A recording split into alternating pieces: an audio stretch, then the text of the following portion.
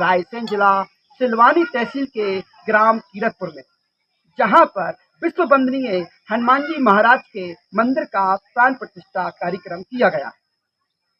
इसका उद्देश्य क्या होता है और किस उद्देश्य से यह मंदिर बनवाया गया है, हनुमान जी की स्थापना की गई है, आइए हम सीधी चर्चा करते हैं और जानते हैं। यहाँ पर भागवत आचार्य जी हमारे साथ चर्चा करने के लिए मौजूद हैं, जिन्होंने यहाँ पर मंदिर प्रतिष्ठा कराई गई है। तो पहले तो मैं आपका नाम जानना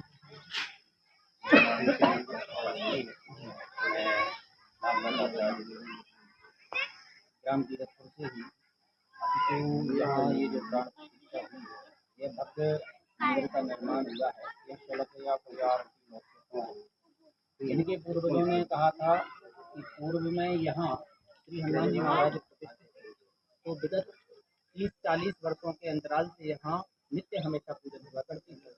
उनका एक ऐसा भव्य भक्तिमय स्वरूप था कि वह नित्य हनुमान जी महाराज की पूजन किया करते थे। उन्होंने संकल्प लिया कि यहाँ हनुमान जी महाराज का भव्य मंदिर का निर्माण हो और यहाँ हनुमान जी महाराज आकर के विराजमान।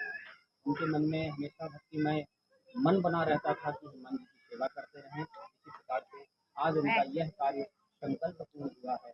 यह हम लोगों के लिए बड़े हर्ष का विषय है कि यह आज जो कार्य संपन्न हुआ है समस्त सोलकिया परिवार की ओर से उनको हम भी बधाई देंगे और हमारे वैदिक ब्राह्मणों के द्वारा भी बधाई देना।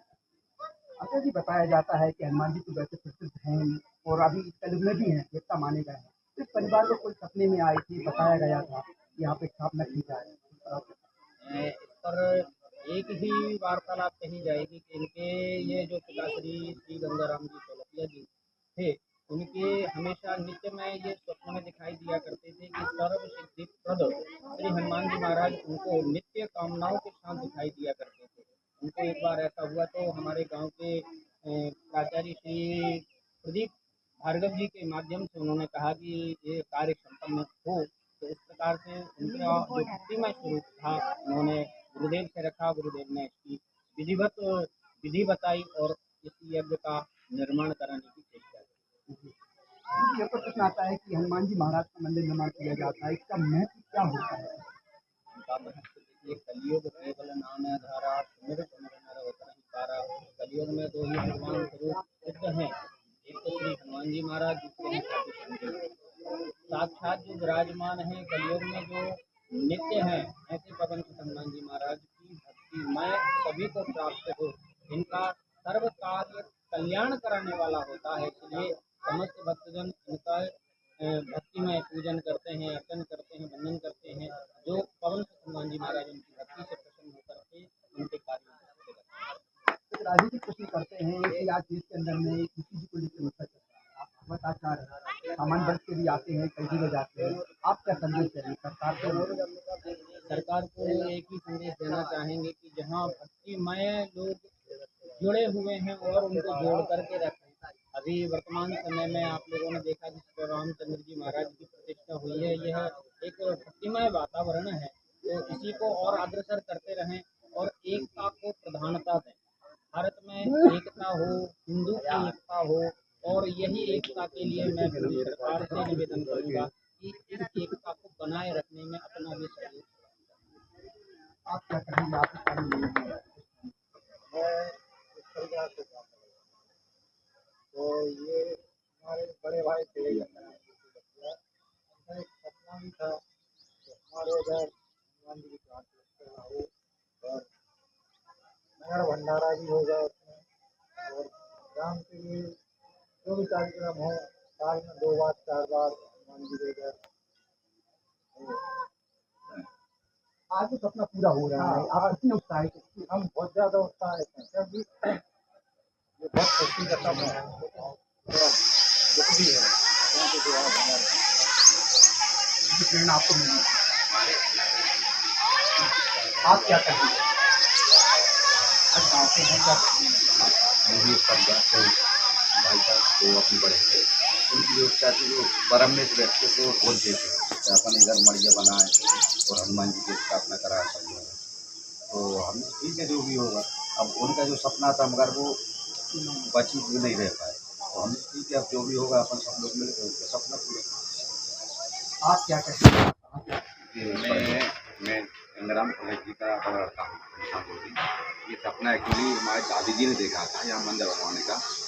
वो तो बनवा नहीं पाई, मगर जो सपना था मेरे पिताजी मतलब गंगाराम मोदी जी ने नींव रखी थी इसकी, वो कुछ वो नींव रख के ऊपर प्रवास हो गए।